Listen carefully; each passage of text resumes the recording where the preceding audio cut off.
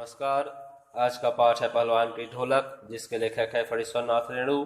रेणु जी की लेखनी में पात्रों एवं परिवेश का सच्चा चित्रण देखने को मिलता है।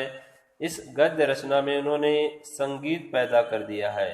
उन्होंने ढोलक की उठती गिरती आवाज और पहलवान की क्रियाकलापों का सुंदर चित्रण किया है। इस कहानी में रेणु जी बता रहे हैं कि व्यवस्था के बदलने के साथ लोक कला और कलाकार का महत्व कम हो जाता है। जब भी सत्ता परिवर्तन होता है तो नई व्यवस्था या सभ्यता के नाम पर नए नियम बनाए जाते हैं, जो लोगों के लिए सुखद हो या ना हो। लेकिन नई व्यवस्था के नाम पर अनेक परिवर्तन कर दिए जाते हैं। जैसे इस पाठ में राजा साहब की जगह नए राजकुमार के राजा बनते ही लुट्टन सिंह, जो राज पहलवान था, कुश्ती लड़ता था, उसे भी सत्ता परिवर्तन के कारण पेट भरने के लिए हाय तौबा करनी पड़ी। उसे राज पहलवान से निकाल दिया गया। लोक कला तभी तक जीवित रहती है जब तक उसे किसी का संरक्षण प्राप्त है। ऐसे में चाहिए कि जो सरकार है वह इस तरह की कला, जो उनके सहारे ही जीवित रह सकती है, उन्हें बचाने की कोशिश करना चाहिए। लोक कलाएं तभी जीवित रह पाएंगी। मैं विश्वनाथ उपाध्याय, मेरे चैनल को सब्सक्राइब और लाइक अवश्य करें। पाठ के शुरू में लेखक बता रहे हैं कि ठंड का दिन था, अमावस्या की काली अंधेरी रात थी और गांव में मलेरिया व हैजा फैला हुआ था। इस मलेरिया व हैजे के कारण गांव के लोग भय से युक्त शिशु की तरह डर से कांप रहे थे। चारों ओर भय व खामोशी का साम्राज्य नजर आ रहा था। रात्रि अपनी भीषणताओं के साथ चलती रहती है। मलेरिया व हैजे से पीड़ित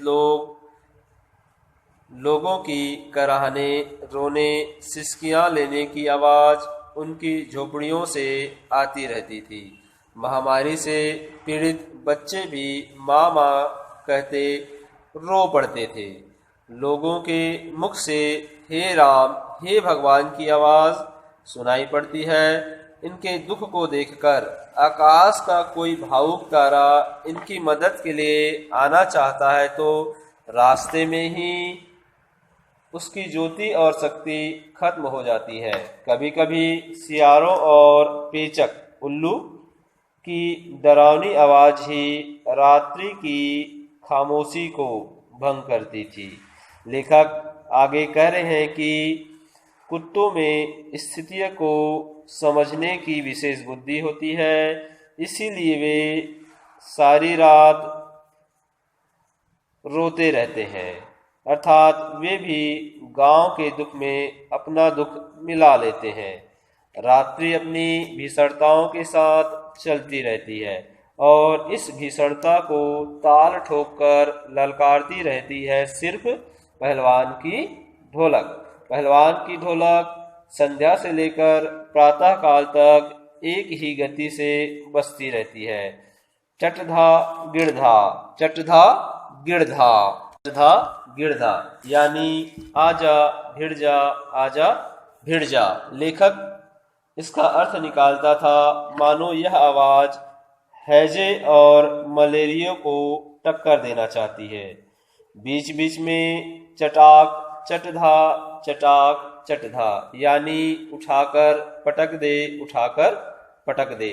ढोलक की आवाज लोगों में मौत से लड़ने और संजीवनी शक्ति भरने का काम करती है। लोगों को भययुक्त कर मलेरिया व हैजे से लड़ने की शक्ति प्रदान करती थी।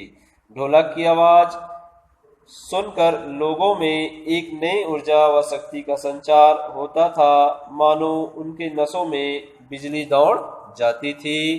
लेखक बता रहे हैं कि लुट्टन सिंह कहा करता था कि होल इंडिया उसे जानता है। लेखक के अनुसार उसका होल इंडिया अपना जिला होगा, क्योंकि उस जिले में उसे सभी लोग जानते थे।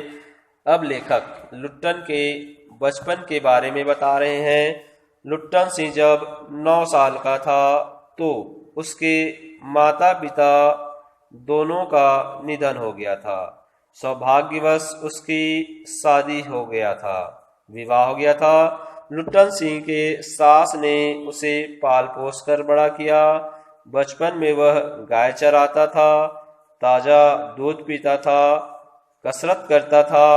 लुट्टन सिंह पर पहलवान बनने की धुन सवार थी, इसलिए क्योंकि गांव के लोग उसकी सास को अनेक प्रकार की कष्ट व तकलीफ दिया करते थे और इस अपमान का बदला लेने के लिए वह पहलवान बनना चाहता था। इसीलिए वह नियमित कसरत करता था और युवा अवस्था आते आते गांव में उसे अच्छा पहलवान समझा जाने लगा। वह एक अच्छा पहलवान बन गया। आगे लेखक लुट्टन प्रसिद्ध पहलवान कैसे बना यह बता रहे हैं। एक बार लुट्टन श्यामनगर के मेले में दंगल देखने गया। जवानी की मस्ती में कुश्ती के दांव पेच देखकर वह ढोल की आवाज सुनकर उसे रहा नहीं गया। उसने बिना विचार किए शेर के बच्चे को दंगल के लिए चुनौती दे दी। शेर के बच्चे का असल नाम था चांद सिंह, जो अपने गुरु बादल सिंह के साथ पंजाब से श्यामनगर मेले में आया था, जिसने अपने उम्र के सभी पहलवानों को हराकर शेर के बच्चे का टाइटल प्राप्त कर लिया था। इस प्रसिद्धि के कारण वृद्ध राजा चांद सिंह को अपने राज दरबार में रखने की सोच रहे थे। ऐसे में जब चांद सिंह को चुनौती मिली तो उसने स्वीकार कर लिया और लुट्टन सिंह से लड़ने लगा, तो पहली बार में गिर गया लुट्टन सिंह, जिसे देखकर लोग चिल्लाने लगे, पागल है, मरेगा मरेगा। यह देखकर राजा ने कुश्ती रुकवाई और लुट्टन को समझाकर 10 रुपए दिए और मेला देखकर घर जाने को कहा, मगर लुट्टन माना नहीं और वृद्ध राजा से हाथ जोड़कर गिड़गिड़ाता रहा। हुक्म हो सरकार। यह सुनकर राजा साहब ने उसे दंगल में लड़ने की आज्ञा दे दी। लुट्टन चांद सिंह से लड़ने लगा। लुट्टन को चांद ने कसकर दबा लिया। लुट्टन की सांसें रुकने लगी थी। तभी लुट्टन को ढोलक की आवाज सुनाई पड़ती है, जिसकी ताल व आवाज सुनकर उसके अर्थ के अनुसार लुट्टन सिंह कुश्ती के दांव पेच करता रहता। जैसे उसे ढोलक की आवाज सुनाई पड़ता, चट गिरधा, तो वह उसका अर्थ लगाता, मत डरना। चटाक चटधा सुनाई पड़ता तो वह अर्थ समझता, उठा पटक दे। धिना धिक धिना का अर्थ वह समझता, चित करो। तो इस तरह से लुट्टन सिंह ने ढोलक के थाप के निर्देशों का पालन करते हुए, ढोलक को गुरु मानते हुए चांद सिंह को चित कर दिया। इससे प्रसन्न होकर राजा ने उसे राज पहलवान बना दिया और उसे लुट्टन सिंह कहने लगा। राज पहलवान बनने के कारण उसकी प्रसिद्धि दूर दूर तक फैल गई। वह रोज व्यायाम और पौष्टिक भोजन करता था। उसने काला खां नामक प्रसिद्ध पहलवान को भी हरा दिया। इसके बाद वह राज दरबार का दर्शनीय जीव बनकर रह गया। राजा उसे किसी से लड़ने नहीं दिया करते थे, इसलिए लुट्टन सिंह निराश रहा करता था। लेकिन जब भी उसे दंगल में ढोलक की आवाज सुनाई देता तो वह लंगोट पहनकर अपने शरीर में मिट्टी लगाकर उछल कूद करता रहता था, जिसे देखकर बूढ़े राजा मुस्कुराते रहते थे। इस प्रकार 15 वर्ष बीत गए और लुट्टन सिंह विजयी रहा। 15 वर्षों में पहलवान की पत्नी भी 2 पहलवान पुत्रों को जन्म देकर स्वर्ग सिधार गई थी, वह पहलवान की सास पहले ही स्वर्ग सिधार गई थी। पहलवान के दोनों लड़के अपने पिता की तरह बहादुर थे और लोग उनके पुत्रों को देखकर कहा करते थे, बाप से भी बढ़कर निकलेंगे ये दोनों बेटे। लुट्टन सिंह दोनों बेटों को पहलवानी में दक्ष कर दिया था, इसलिए उसके दोनों लड़कों को राज दरबार का भावी पहलवान घोषित कर दिया गया था।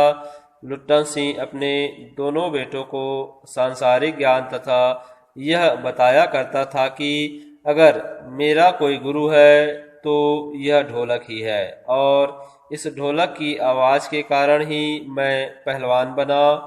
इसलिए तुम भी ढोलक की आवाज़ पर पूरा ध्यान देना और दंगल में उतरने से पहले ढोलक को अवश्य प्रणाम करना। ऐसे बहुत सी व्यवहारिक ज्ञान वह अपने पुत्रों को दिया करते थे। किंतु अचानक एक दिन वृद्ध राजा की मृत्यु हो गई और उनके